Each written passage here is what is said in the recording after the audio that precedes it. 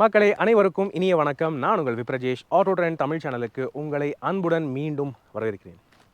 உங்கள் ஃபேமிலி குட்டியாக இருக்குது அப்படின்னு வந்து பார்த்தீங்கன்னா 4 பேர் 5 பேர் தான் இருக்காங்க அப்படின்னு பார்த்தீங்கன்னா மார்க்கெட்டில் நிறைய ஆப்ஷன்ஸ் இருக்குங்க. 5 சீட்டர் 4 சீட்டர் கார்ஸுங்கிறதுக்கு பஞ்சமே இல்லை. சின்ன hatchbacks, medium size hatchbacks, premium hatchbacks, compact SUVs, பெரிய மிட் சைஸ் எஸ்யூவிஸ் எல்லாமே வந்து 5 சீட்டர் வண்டிகளாக தான் மேஜராக இருக்குங்க. ஆனால் ஜாயிண்ட் ஃபேமிலியில் நீங்கள் இருக்கீங்க.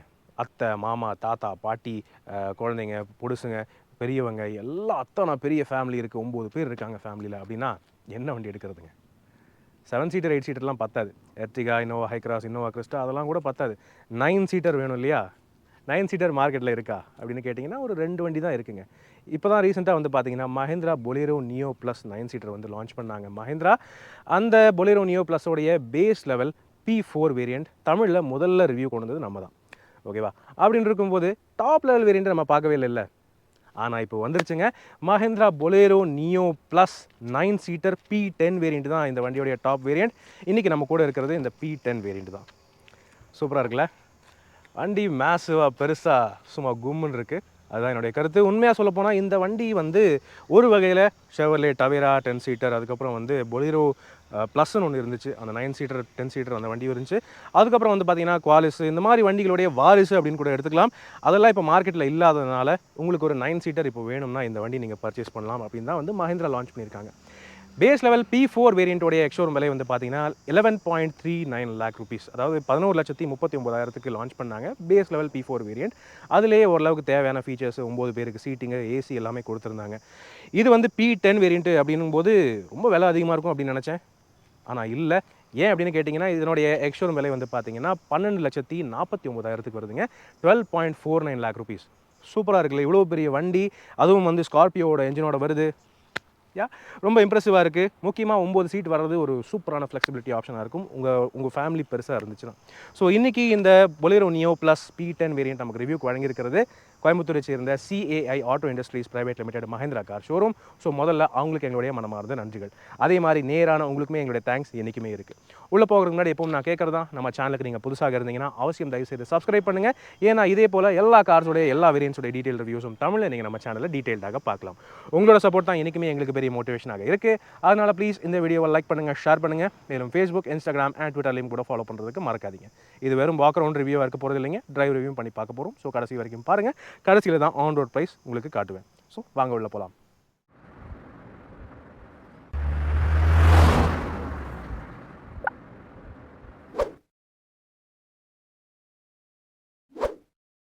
ஸோ ஃபோக்ஸ் வாங்க இப்போ இந்த Mahindra Bolero Neo plus P10 வேரியண்ட்டோடைய வாக் அரவுண்ட் ரிவ்யூ பார்த்துடலாம். ஏற்கனவே நான் வந்து சொல்லியிருக்கேன், இந்த பொலேரோ நியோ ப்ளஸ்ங்கிறது பார்த்தீங்கன்னா பொலேரோ நியோவுடைய எக்ஸ்டெண்டட் வேர்ஷன். பொலேரோ நியோங்கிறது அண்டர் 4 மீட்டர் எஸ்யூவிங்க, 4 மீட்டருக்கு உள்ளே வர எஸ்யூவி. ஆனால் இந்த நியோ ப்ளஸ்ங்கிறது 9 சீட்டருங்கிறதுனால எக்ஸ்டெண்ட் பண்ணியிருக்காங்க. 4400 mm வருது இந்த வண்டியோட லென்த்து. 4.4 மீட்டர்ஸ், அதாவது அடி கணக்கில் பார்த்தீங்கன்னா 14.5 அடி வருதுங்க. மேசிவான வண்டி தான்.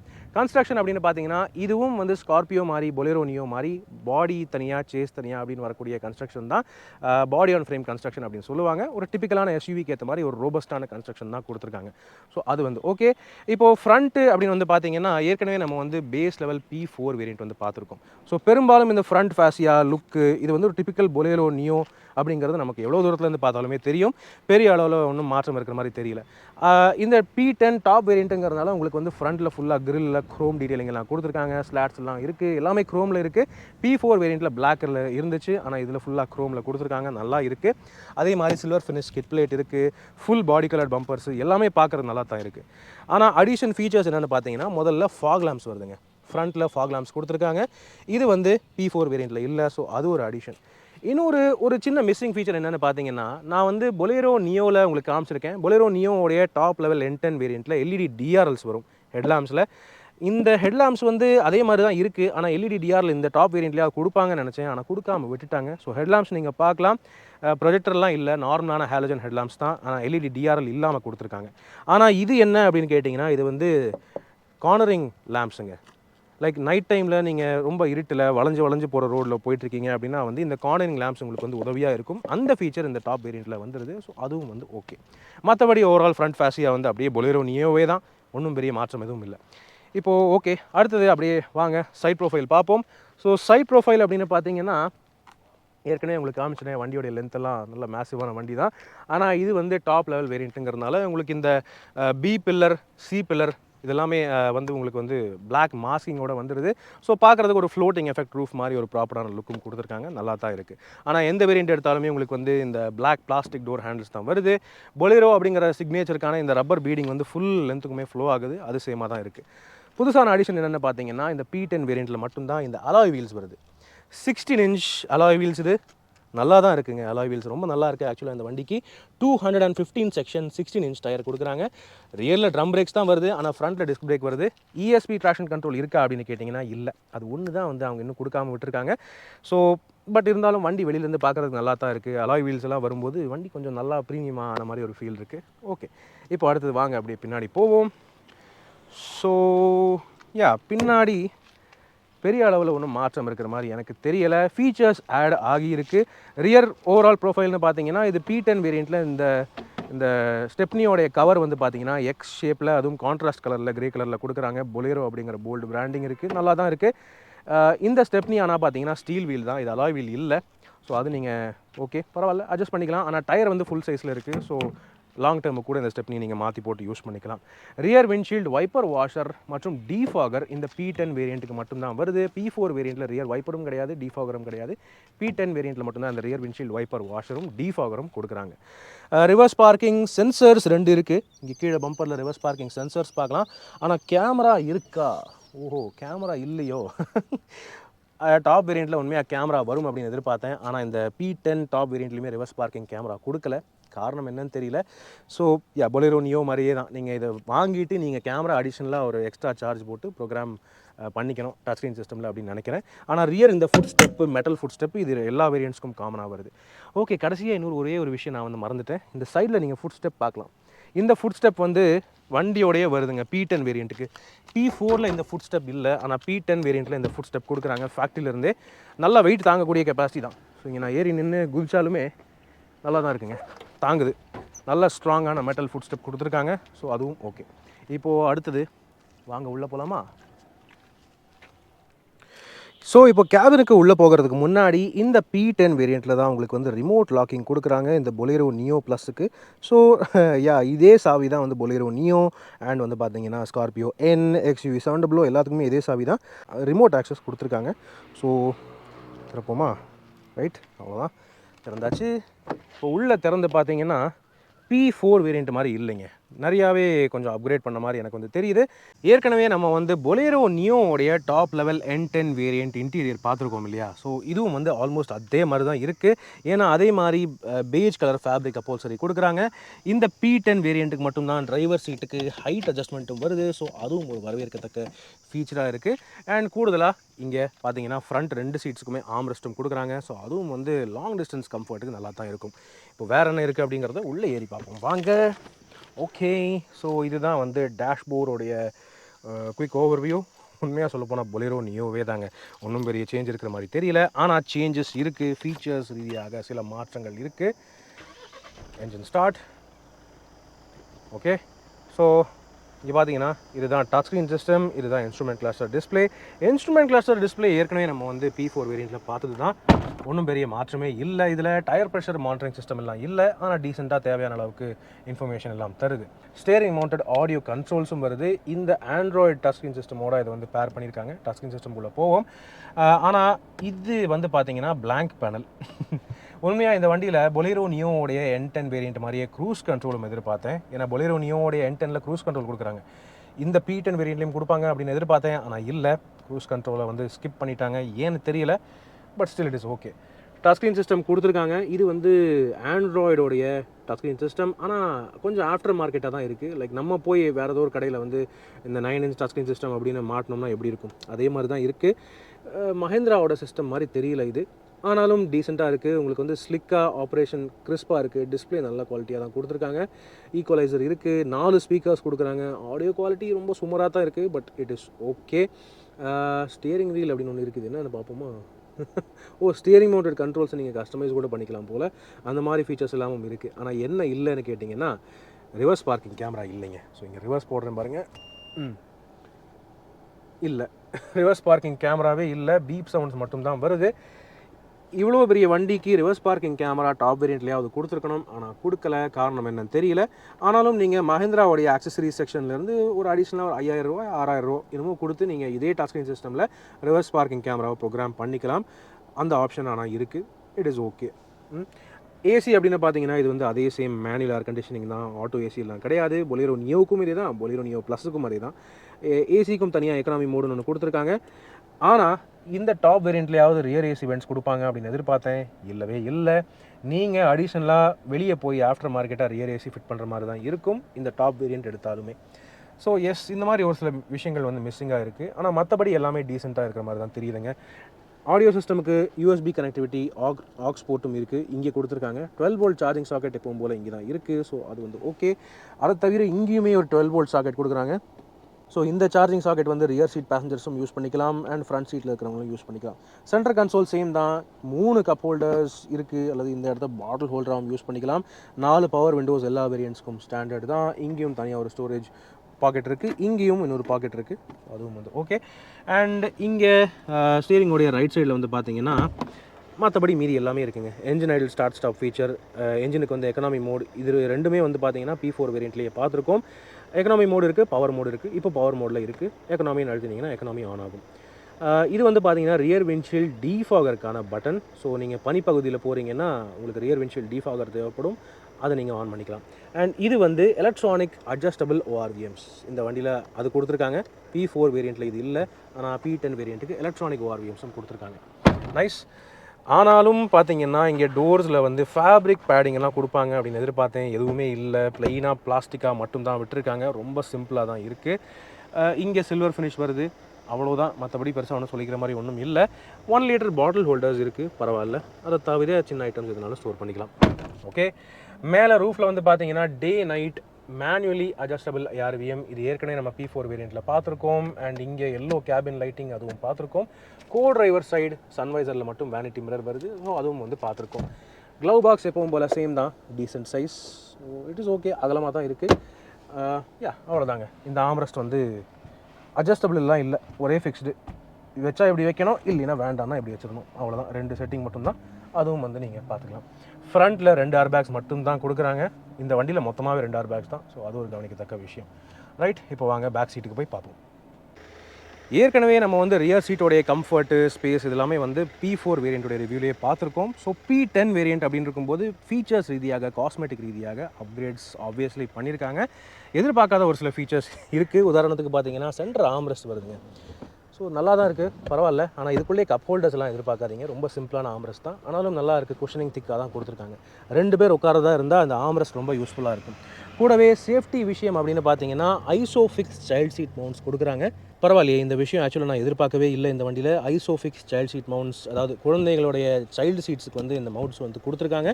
இது ரொம்ப யூஸ்ஃபுல்லாக இருக்கும். ஓகே. 3 பேர் உட்கார்றதுக்கு அகலம்னு பார்த்தீங்கன்னா வண்டி நல்ல அகலமான வண்டி தாங்க. ஸோ இங்கே பார்த்தீங்கன்னா என்னால் அவ்வளோ ஈஸியாக தொட முடியல, ரொம்ப எட்டி தொட வேண்டியதாக இருக்குது. ஸோ 3 பேர் இங்கே கம்ஃபர்டபுளாக தாராளமாக உட்காரலாம். என்னென்னா இந்த இடத்துல ஒரு சின்ன ஹம்ப் இருக்குது சென்ட்ரல் பேசஞ்சருக்கு, இதை மட்டும் அட்ஜஸ்ட் பண்ணிட்டீங்கன்னா கம்ஃபர்டபுளாக உட்கார முடியும்.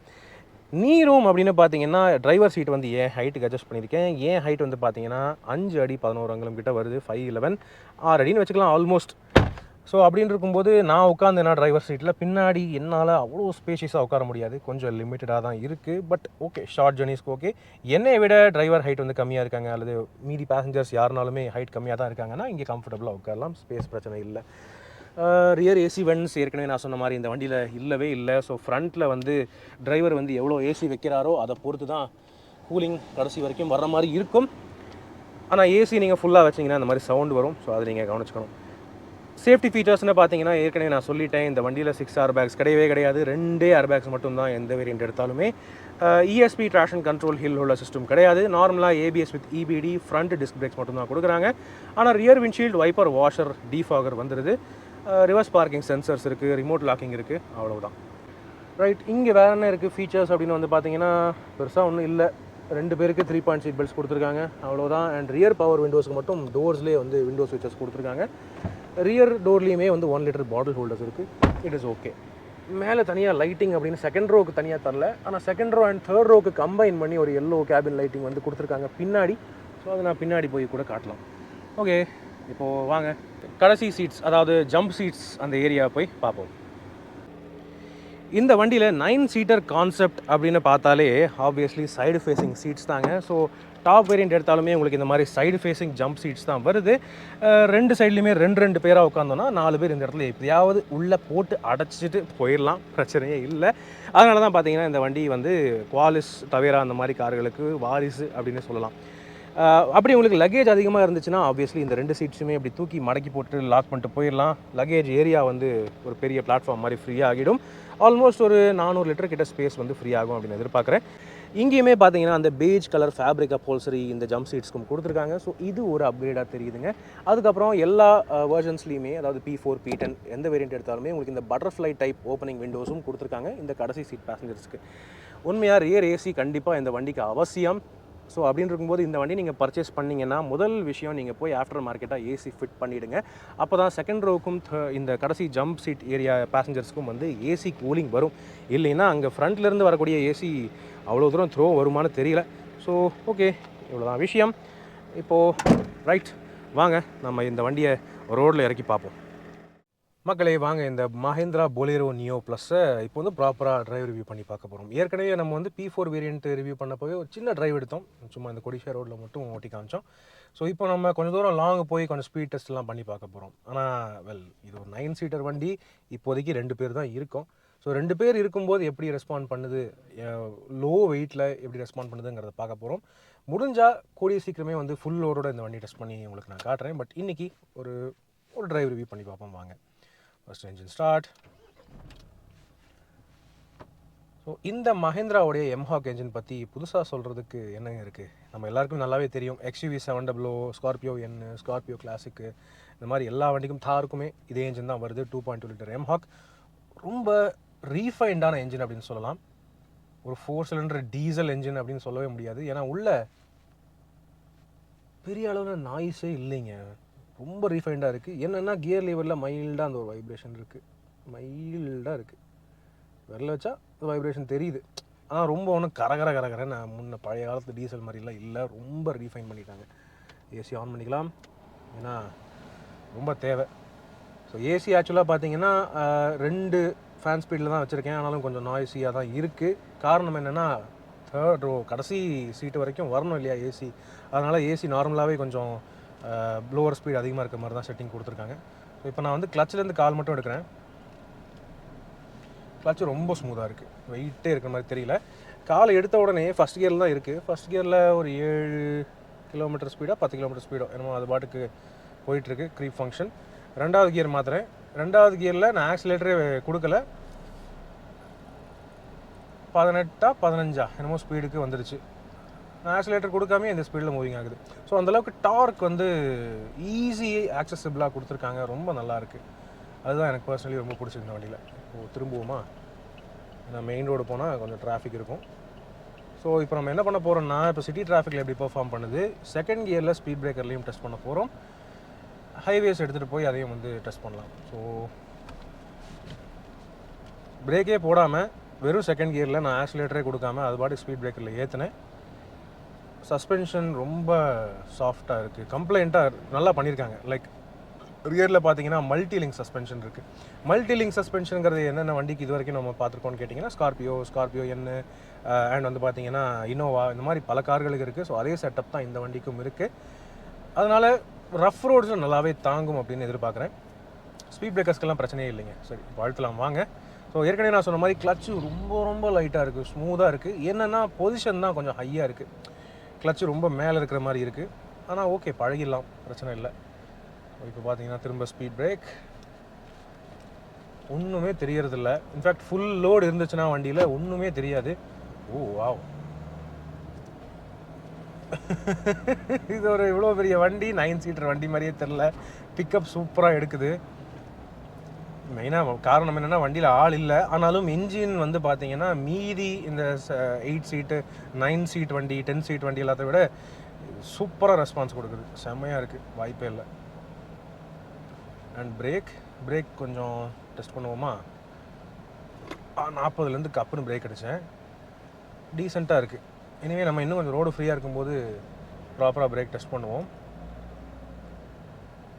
ஆனால் ஓட்டுறது பிரச்சனையே இல்லைங்க, ரொம்ப ஈஸியாக இருக்குது. முக்கியமாக இன்ஜின்லேருந்து நாய்ஸ் வராத ஒரு பெரிய விஷயங்க. பாருங்கள், ஏசி கம்மி பண்ணிட்டேன். இவ்வளோதான் வருதுங்க, இவ்வளோதான் நாய்ஸே, அவ்வளோதான் இருக்குது. இப்போ 60லேருந்து பிரேக் டெஸ்ட் பண்ணுறேன்.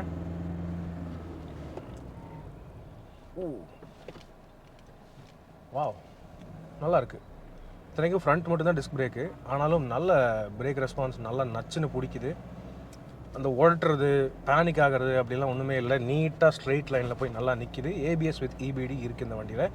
ஆனால் இஎஸ்பியும் கொடுத்துருந்தா இன்னும் கொஞ்சம் நல்லா இருந்திருக்கும், அதுதான் என் கருத்து. எனிவே அப்கிரேட் பண்ணுவாங்களான்னு தெரியல, பார்ப்போம். ஸோ இப்போது சிட்டிக்குள்ளே போகிறோம். ரைட், லெஃப்ட் எடுக்கணும். ஸோ ஸ்டியரிங் பார்த்தீங்கன்னா இது ஹைட்ராலிக் பவர் ஸ்டியரிங், எலக்ட்ரானிக் இல்லை. எலக்ட்ரானிக்கில் body on frame type vehicle, electronic power steering தரக்கூடிய பாடி ஆன் ஃப்ரேம் வெஹிக்கிள்னு பார்த்தீங்கன்னா ஸ்கார்பியோ என்னோடைய Z6 Z8 வேரியன்ட்ஸ் அதெல்லாம் தான் பார்த்தீங்கன்னா எலக்ட்ரானிக் பவர் ஸ்டியரிங்கோட வரும். மீதி பாடி ஆன் ஃப்ரேம் கன்ஸ்ட்ரக்ஷன் வெஹிக்கிள்ஸில் பார்த்தீங்கன்னா மஹேந்திராவில் ஹைட்ராலிக் பவர் ஸ்டியரிங் தான் கொடுக்குறாங்க. மஹேந்திரா பொலேரோ நியோ, இந்த பொலேரோ நியோ ப்ளஸ் அண்ட் வந்து ஸ்கார்பியோ கிளாசிக்குமே வந்து பார்த்தீங்கன்னா ஹைட்ராலிக் பவர் ஸ்டியரிங் தான். ஸோ ஸ்டியரிங் ரெஸ்பான்ஸ்னு பார்த்தீங்கன்னா நல்லா தான் இருக்குங்க, ஒன்றும் ரொம்ப ஹெவியாலாம் தெரியல.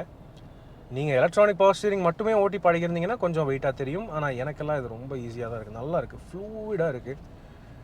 ஒரு 4வது கியரில் 30லேருந்து எடுக்கிறேன் பாருங்கள் சிட்டியில், அது பாட்டுக்கு போகுது, ஒன்றும் பிரச்சனையே இல்லை. அது ஒன்றும் எந்த விதத்துலையுமே அது அப்போஸே பண்ணல, அது பாட்டுக்கு சொன்ன பேச்சு கேட்டு போயிட்டே இருக்குது. என்ஜின் இது புல்லை, இது என்ஜின்.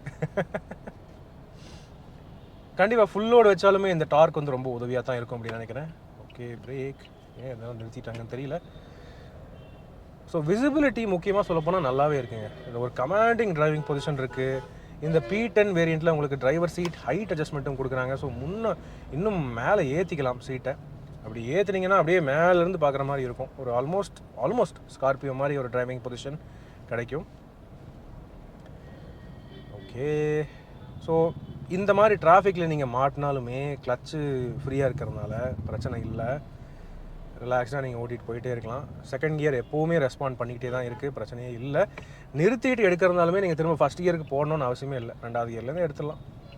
அதெல்லாம் நல்லா சொன்ன பேச்சு கேட்குது. என்னென்னா சைஸ் மட்டும் தான் நீங்கள் கவனிச்சுக்கணும். வண்டி வந்து பொலேரோ நியோ மாதிரியே இருக்குங்கிறதுனால பொலேரோ நியோ நினச்சிடாதீங்க, இது லென்த் அதிகம்.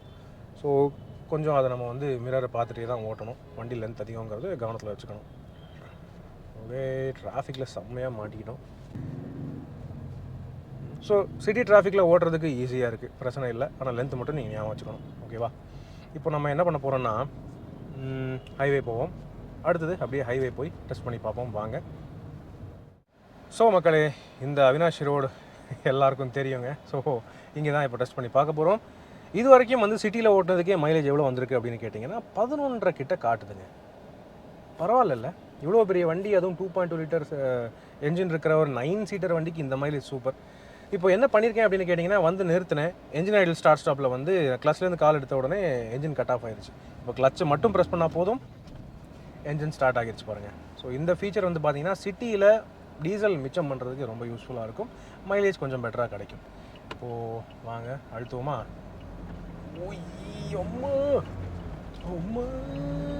Typical mHawk engine.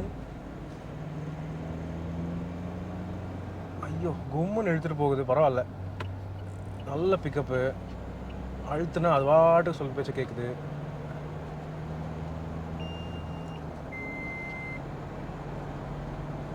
அதாவது 5வது கியரில் இப்போ நான் 100 தொடறேன். 5வது கியரில் 100 வந்து பார்த்தீங்கன்னா 2400 ஆர்பிஎம்மில் இருக்குது. ஆனால் 6வது கியரில் 100ன்னு பார்த்தீங்கன்னா எவ்வளோ இருக்குது? 6வது கியரில் 100 எடுத்திங்கன்னா 2200 ஆர்பிஎம் என்னமோ தாங்க வருது. ஸோ அப்படின்னு இருக்கும்போது 6வது கியரை போட்டு நீங்கள் 100ல் போயிட்டே இருக்கீங்கன்னா நல்ல சூப்பர் மைலேஜே கிடைக்கும். இப்போ அழுத்தலாம் வாங்க. ஃபுல்லாக காலை வச்சிட்டேன். ஓ வா, 120 தாண்டிருச்சு. ஆனால் இந்த ஸ்பீடுக்கு மேலே வந்து போகிறது சேஃப் அப்படின்னு சொல்ல முடியாது. இந்தியன் கண்டிஷன்ஸில் தயவுசெய்து இப்படிலாம் ஓட்டாதீங்க. ஏன்னா இந்த வண்டியை பொறுத்தவரை என்னென்னா ஸ்டியரிங் கொஞ்சம் வேக் ஆகிடுது. 120க்கு மேலே ஸ்டியரிங் வந்து அவ்வளோவா ஒன்றும் ரெஸ்பான்ஸ் இருக்கிற மாதிரி தெரியல. இப்போ இப்போது 140 கிட்ட போயிட்டுருக்கேன். ஓகே, உள்ளே பெருசாக வந்து அந்தளவுக்கு ஒரு அன்கம்ஃபர்டபுளான ஃபீல் இல்லை. ஆனால் வந்து ஸ்டீரிங் வந்து ஒரு மாதிரி லூஸ் ஆகிடுது. பாடி ரோல் நிறைய இருக்குது. ஸோ அதையும் நீங்கள் ஞாபகம் வச்சுக்கணும். பார்த்தீங்கன்னா பாடி நல்லாவே ரோல் ஆகுது. ஓகே, ஸோ இந்த வண்டி வச்சுட்டு அப்படிலாம் ஓட்டாதீங்க. கொஞ்சம் வண்டி காலியாக இருக்கிறதுனால தூக்கி அடிக்கிறது அந்த ஒரு இருக்குது. பட் வண்டி ஃபுல்லாக லோடு வச்சுட்டீங்க, ஆளுங்க 9 பேர் இருக்காங்கன்னா ஒன்றுமே தெரியாது, நல்லா போயிட்டே இருக்கலாம். அதான் சொல்கிறேன், இந்த வண்டியில் நீங்கள் ஓவர் ஸ்பீடு போகிறதுங்கிறது பியூர்லி உங்களோட ரிஸ்க்கு தான். ஆனால் 100 வரைக்கும் போகிறது நல்லா இருக்குங்க. இப்போ 100ல் போயிட்டுருக்கேன், 2200 RPM. என்ஜின்லேருந்து நாய்ஸ் பெருசாக ஒன்றும் இல்லை. ஏசி டீசெண்டாக வருது. ஏசி இன்ஃபேக்ட் ரொம்பவே சில்லிங்காக நல்லாவே இருக்குது, பிரச்சனையே இல்லை.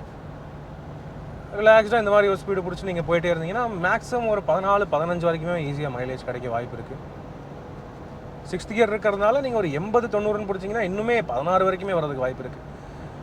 ஆனால் என்னென்னா வண்டியோட ஷேப் தான் கொஞ்சம் பாக்ஸி டைப்பில் இருக்கிறதுனால அந்தளவுக்கு பெருசாக மைலேஜ் என்ன பண்ணாலும் எடுத்துக்க முடியாதுன்னு வைங்க.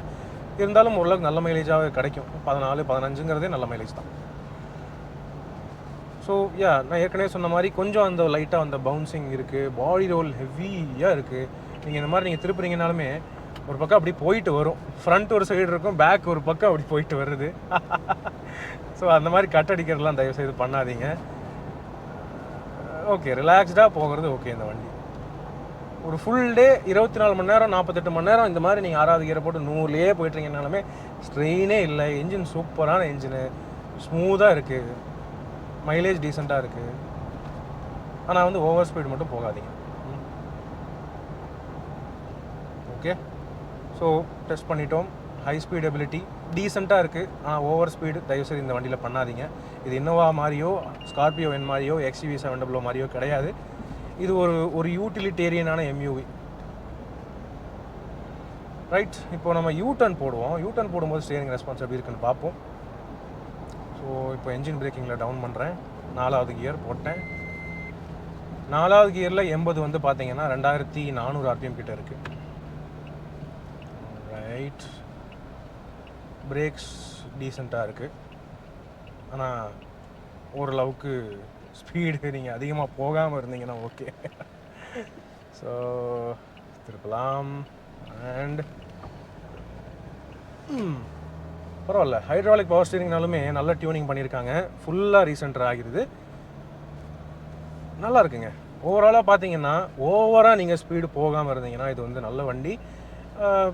அக்கேஷனில் 9 பேர் போகிறீங்க அப்படின்னாலுமே இது ரொம்ப யூஸ்ஃபுல்லாக தான் இருக்கும் இந்த வண்டி. ஓகே, இப்போ வாங்க இந்த வண்டி உடைய விலை வேல்யூ எல்லாம் பேசலாம். ஆன் ரோட் ப்ரைஸ் பற்றி பேசலாம். யாருக்காக இந்த பொலேரோ நியோ ப்ளஸ் வந்து செட் ஆகும் அதை பற்றி டிஸ்கஸ் பண்ணலாம்.